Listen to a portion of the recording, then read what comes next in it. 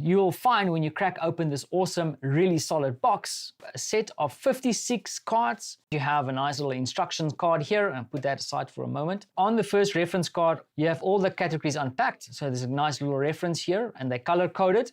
And then on the flip side is where you actually get to see the workshop strategy system. It's not only a reference card deck, it's also a system. It's how do you put the different exercises together. For example, do you know clearly what your team is working towards? Yeah, no. Do you know what the biggest problem they face? No, I don't know. So you have to go to the understand category and then look at the exercises there. And that'll guide you into the direction of what exercises you could use to achieve certain outcomes. The next set of cards is really best practice, reminders, things that you need to keep in mind when you put a session together. For example, what is your workshop checklist?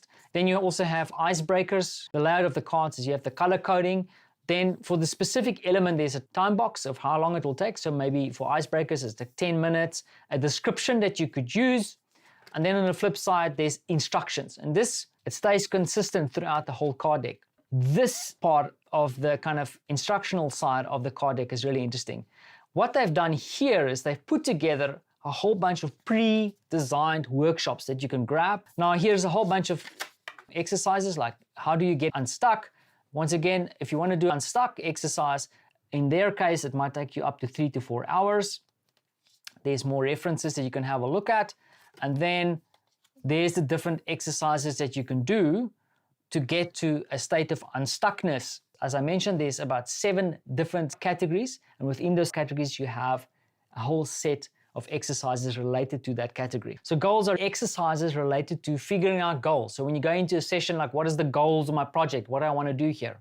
Understand is related to understanding the actual problem. What are we trying to solve for?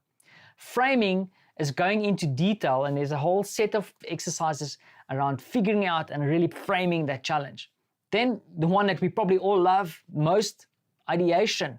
So how can I come up with a lot of ideas? So there's a whole bunch of exercises here in the ideas section that'll help you do that. And then when you have a whole bunch of ideas, you have to evaluate. You have to get rid of a few. You have to see which are more important, which are more feasible. And then at the end, you might have a whole bunch of them that you really want to do. You have to make a decision. And then in the side category, there's a whole bunch of exercises here.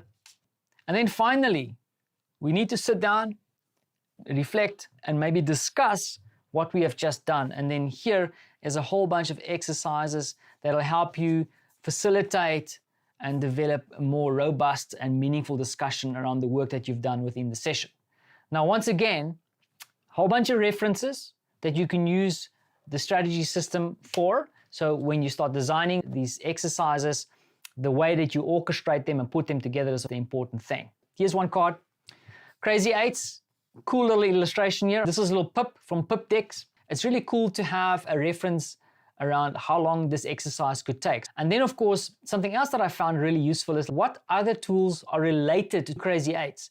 So if I'm doing a Crazy Eights, maybe I want to do a mind map, and maybe I want to do a prototype persona to feed into the Crazy Eights. And then once I have a whole bunch of ideas generated, I want to do an impact effort map to decide and evaluate which ideas actually make sense. So a lot of information here, nice and succinct, quick reference. And then of course, I might be talking about Crazy Eights and you're going like, Werner, what is a Crazy Eights? Crazy Eights is actually an ideation technique if you haven't heard of it before. But don't fret, if you have the Pip Decks card deck, you can actually quickly reference at the back here where they actually unpack the whole exercise. Nice and quick reference, get you going really fast enough to jump into a workshop and facilitate these. For someone who's stuck or you have to do it really fast, I think the Pip Decks Workshop Tactics card deck is really awesome, and I really recommend you go check that out.